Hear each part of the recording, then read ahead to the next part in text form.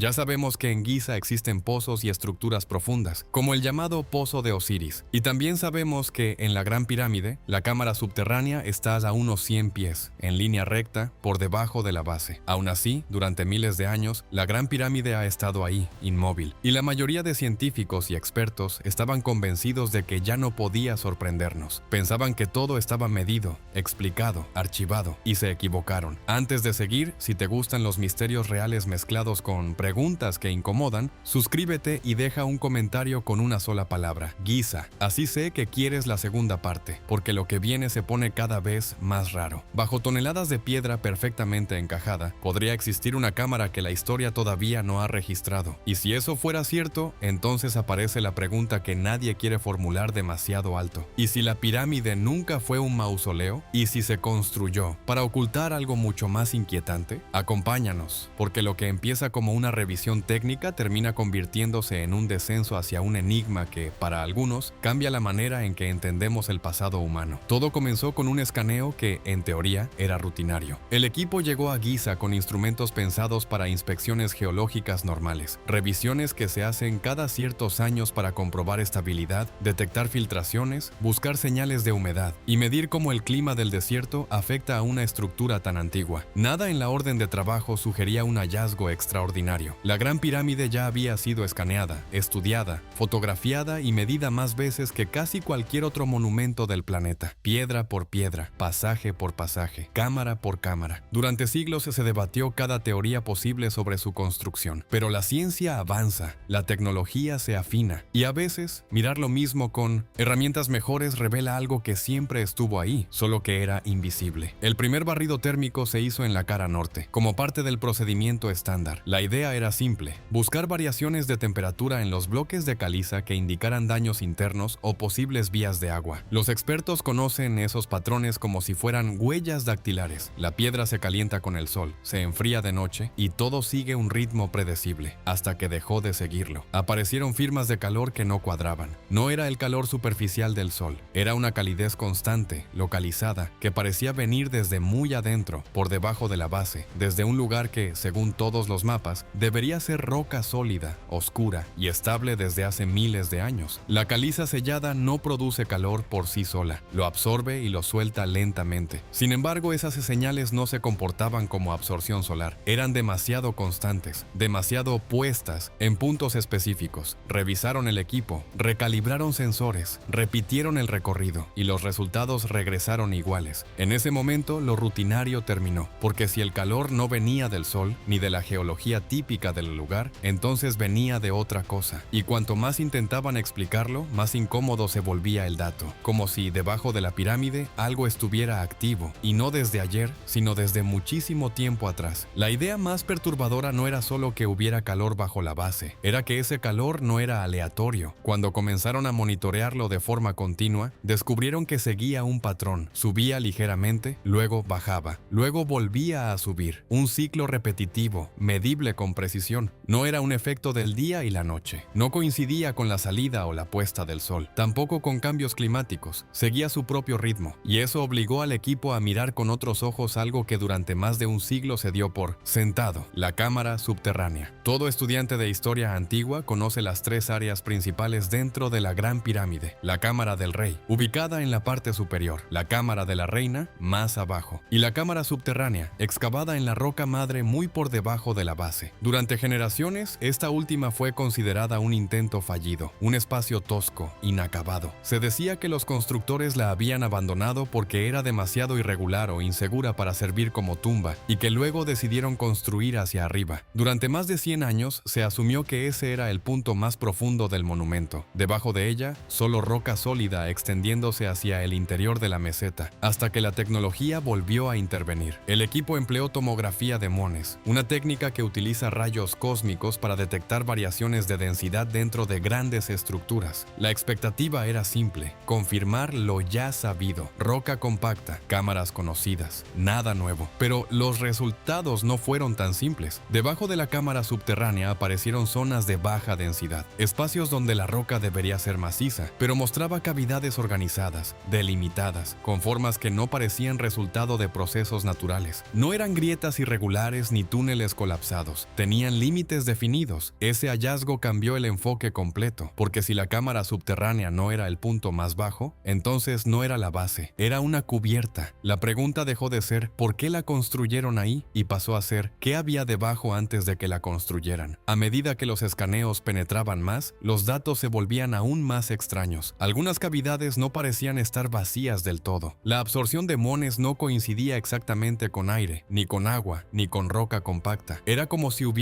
algo denso, pero distinto. No metálico de manera convencional, pero tampoco simplemente piedra. Y mientras tanto, el patrón térmico seguía latiendo. Cada 12 horas, con una regularidad casi mecánica, la temperatura variaba ligeramente. Cuando los investigadores compararon esos cambios con registros geofísicos globales, notaron una coincidencia inquietante. El ciclo se alineaba con variaciones diarias en el campo magnético terrestre. Al principio pensaron que era casualidad. Las rocas no reaccionan así al magnetismo, al menos no de esa manera tan ordenada. Algunos minerales, como el cuarzo, pueden generar pequeñas cargas eléctricas bajo presión o cambios magnéticos. El granito puede mostrar efectos similares bajo condiciones específicas, pero la roca predominante bajo Giza es caliza, que no se caracteriza por propiedades piezoeléctricas significativas. Y aunque existiera algún fenómeno natural, este no produciría ciclos térmicos tan estructurados. Lo que veían parecía otra cosa. Cuando modelaron digitalmente la pirámide utilizando los datos de los sensores, algo llamó su atención: la alineación interna, el gran pasadizo, la cámara del rey, los corredores descendentes. Todo parecía formar una vía coherente que apuntaba hacia abajo, no hacia el cielo. Durante siglos se interpretó la geometría como una conexión con las estrellas, con Orión, con el horizonte. Pero bajo esta nueva lectura, la estructura parecía enfocarse hacia el subsuelo, como si canalizara algo hacia el interior de la meseta. La pirámide no proyectaba hacia arriba, se concentraba hacia abajo. Eso llevó a la pregunta que nadie quería formular en voz alta: si la estructura fue diseñada para contener o estabilizar algo, ¿qué pasaría si ese equilibrio fallara? ¿Y qué ocurriría si alguien intentara excavar directamente hacia el origen de la anomalía? Las primeras perforaciones exploratorias eran mínimas, casi microscópicas. Se esperaba encontrar cámaras vacías o señales de herramientas antiguas, pero los fragmentos extraídos sorprendieron al equipo. La caliza más profunda no solo estaba templada, mostraba zonas ennegrecidas, como si hubiera sido expuesta a calor extremo durante largos periodos. Y eso no es propio de lámparas de aceite ni antorchas. Además, algunos fragmentos mostraban propiedades magnéticas inusuales, no enormes, pero suficientes para alterar levemente instrumentos sensibles. La caliza, formada principalmente por carbonato cálcico, no suele comportarse así. Dentro de las muestras, microscópicos cristales mostraban estructuras geométricas sorprendentemente uniformes. Los análisis de laboratorio indicaron que ciertas alteraciones térmicas podían remontarse a decenas de miles de años atrás, mucho antes de que la construcción tradicionalmente aceptada de la pirámide, que data aproximadamente de 4500 años antes del presente, durante la cuarta dinastía bajo el reinado de Keops. Si esas alteraciones eran correctas, entonces el evento que las causó antecedía por muchísimo la civilización egipcia, y eso lo cambiaba todo. De repente, la idea de que la pirámide fuera simplemente un monumento funerario comenzó a perder fuerza en la mente de algunos investigadores. ¿Y si no fue diseñada solo para honrar a un rey, sino para cubrir algo preexistente? ¿Y si la cámara subterránea no fue un error de construcción, sino un punto de control? Las siguientes semanas intensificaron la vigilancia. Sensores magnéticos fueron distribuidos alrededor del perímetro. Cada segundo registraban datos. Se esperaba ruido ambiental, interferencias urbanas. Lo que apareció fue un pulso, 11 segundos, una variación, 11 segundos otra vez, precisión constante. Al principio sospecharon de fallos técnicos, cambiaron equipos, usaron dispositivos de distintos fabricantes. El patrón persistía. El pulso parecía provenir de debajo del lecho rocoso. No era una vibración sísmica típica, no era ruido eléctrico urbano, era regular, demasiado regular. Una km. Noche, durante una tormenta solar intensa que alteró temporalmente comunicaciones y señales satelitales en distintas partes del mundo, el patrón cambió. El intervalo se acortó durante horas. Luego volvió gradualmente a su ritmo anterior. La posibilidad de una interacción con el entorno externo dejó de parecer imposible. Algunos propusieron que observaban un sistema pasivo, algo que absorbía variaciones electromagnéticas y respondía levemente. Otros hablaron de retroalimentación, y aquí es donde la historia se vuelve aún más inquietante, porque cuando correlacionaron todos los datos, una hipótesis comenzó a repetirse entre susurros. La pirámide podría estar actuando como un regulador, no como generador, sino como estabilizador. Y si eso fuera cierto, corto, entonces lo que estaba debajo seguía activo. Lo que vino después dividió al equipo. Algunos pedían cautela absoluta, otros querían ir más profundo, porque si algo estaba realmente interactuando con el entorno magnético del planeta, entenderlo no era solo una cuestión académica, era una cuestión de seguridad. La decisión de ampliar el estudio fue controvertida. La meseta de Giza no es cualquier lugar, es patrimonio cultural, símbolo nacional, uno de los sitios arqueológicos más protegidos del mundo, pero los datos acumulados eran demasiado consistentes para ignorarlos. Se desplegó entonces radar de penetración profunda, tecnología utilizada en minería y en aplicaciones militares para mapear estructuras a grandes profundidades. Durante semanas, antenas recorrieron la superficie en patrones calculados. La cantidad de información recogida fue enorme y procesarla llevó meses. Cuando finalmente reconstruyeron el modelo tridimensional del subsuelo, la sala quedó en silencio. Debajo de la pirámide, más allá de las cámaras conocidas y por debajo de la roca madre inmediata, aparecía una cavidad amplia, y en el centro de esa cavidad, una forma casi perfectamente esférica de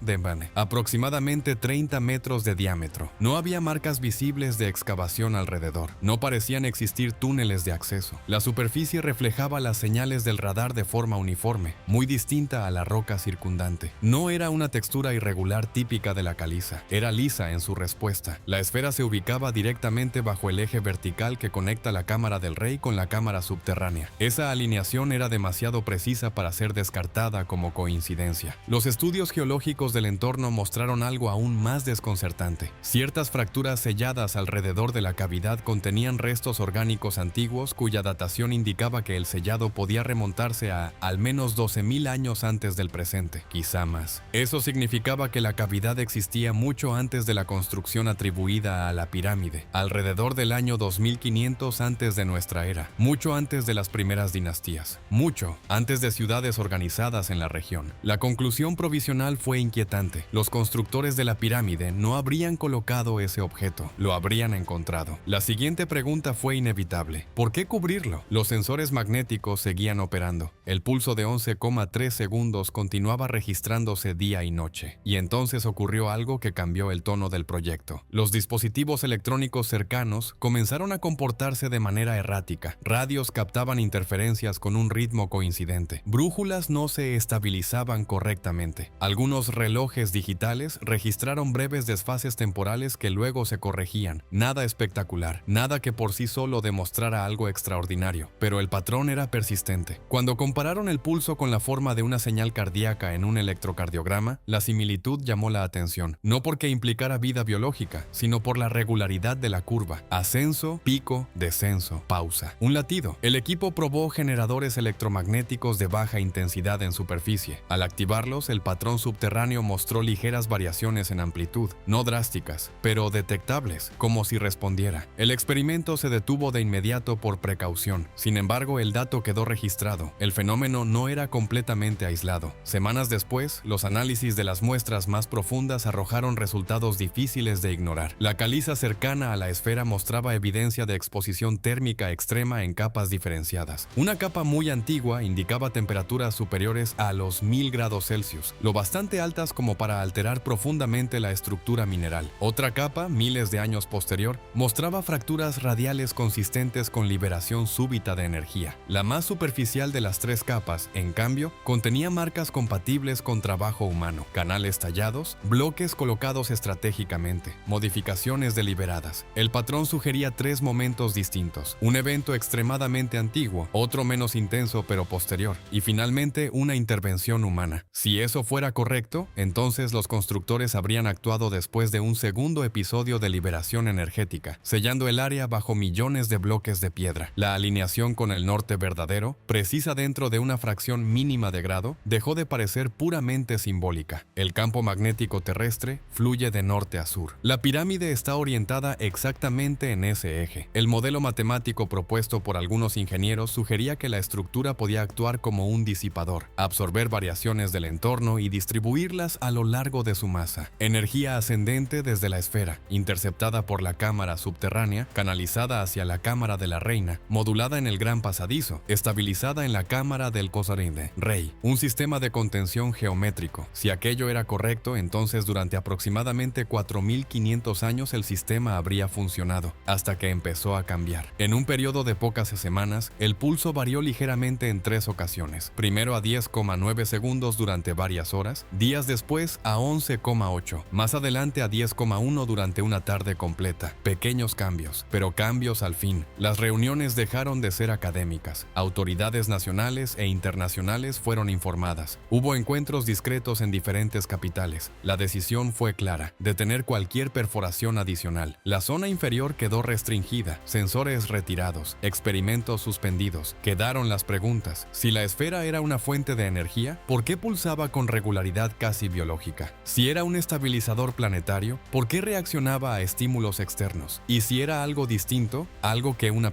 cultura antigua encontró sin comprender del todo, ¿por qué después de decenas de miles de años seguía activo? La pirámide siempre fue vista como un monumento hacia el cielo. Pero, ¿y si su propósito principal siempre apuntó hacia abajo? ¿Y si lo que está debajo no fue construido por quienes levantaron la pirámide, sino simplemente descubierto? Entonces la verdadera historia no comienza hace 4500 años, comienza muchísimo antes. Y la pregunta final es la más inquietante de todas. Si durante milenios el sistema funcionó como una jaula, ¿qué ocurre si la jaula empieza a fallar? Si la jaula empieza a fallar, entonces todo lo que creíamos sólido deja de serlo, porque no estaríamos hablando solo de una estructura antigua deteriorándose con el tiempo. Estaríamos hablando de un sistema que, según los datos, ha mantenido algo estable durante miles y miles de años. Durante siglos, la Gran Pirámide fue interpretada como un símbolo de poder, de fe, de conexión con las estrellas. Pero si su verdadera función fuese estabilizar o contener algo subterráneo, entonces su precisión geométrica deja de ser un lujo arquitectónico y se convierte en una necesidad técnica. Cada ángulo, cada alineación, cada bloque perfectamente ajustado. Nada sería decorativo, todo sería funcional. Los ingenieros que analizaron el modelo energético plantearon una hipótesis inquietante. La masa de aproximadamente 2 millones de bloques de caliza no solo añade peso, sino presión constante. Una presión distribuida exactamente sobre el punto central de la anomalía. Esa compresión continua podría estar ayudando a mantener un equilibrio físico o electromagnético. Si esa presión cambiara por erosión, fracturas internas, intervención humana o actividad sísmica, la estabilidad podría alterarse. Y aunque suene dramático, el sistema ya mostró pequeñas variaciones. El pulso de 11,3 segundos no es simplemente un número. Curioso, es un ritmo constante que no había cambiado durante semanas, hasta que cambió. Esas alteraciones mínimas en el intervalo podrían ser insignificantes, o podrían ser señales de ajuste, porque algo que nunca varía y de repente lo hace, está reaccionando. Algunos investigadores propusieron que la estructura funciona como un disipador pasivo, absorbe energía del entorno, variaciones magnéticas diarias, tormentas solares, fluctuaciones naturales, y la redirige hacia el subsuelo, donde se integra o neutraliza. Pero en el momento en que se introdujeron estímulos artificiales, los generadores electromagnéticos de prueba, hubo una respuesta detectable. Eso llevó a otra posibilidad inquietante, que no estemos observando un mecanismo totalmente pasivo, sino un sistema que interactúa, y la interacción implica retroalimentación. En términos físicos, eso podría significar simplemente resonancia o acoplamiento energético. Nada consciente, nada vivo, solo física, avanzada que todavía no comprendemos. Pero la mente humana tiene una tendencia inevitable. Cuando algo pulsa como un latido, responde a estímulos y mantiene un ritmo estable durante décadas, siglos o milenios. La metáfora biológica aparece sola. Y ahí es donde la narrativa se vuelve peligrosa. Porque la diferencia entre un fenómeno natural desconocido y algo diseñado con intención es enorme. Si fue natural, ¿qué proceso geológico pudo crear una esfera casi perfecta de 30 metros de diámetro, con una respuesta electromagnética uniforme, enterrada bajo roca sellada hace más de 12.000 años? Si fue artificial, ¿quién la colocó allí? ¿Cuándo? ¿Con qué tecnología? Ninguna civilización documentada en el registro histórico conocido podría haber creado algo así hace 32.000 años. En esa época, según el consenso arqueológico tradicional, la humanidad era nómada, dedicada a la caza y la recolección. Pero el subsuelo no siempre respeta las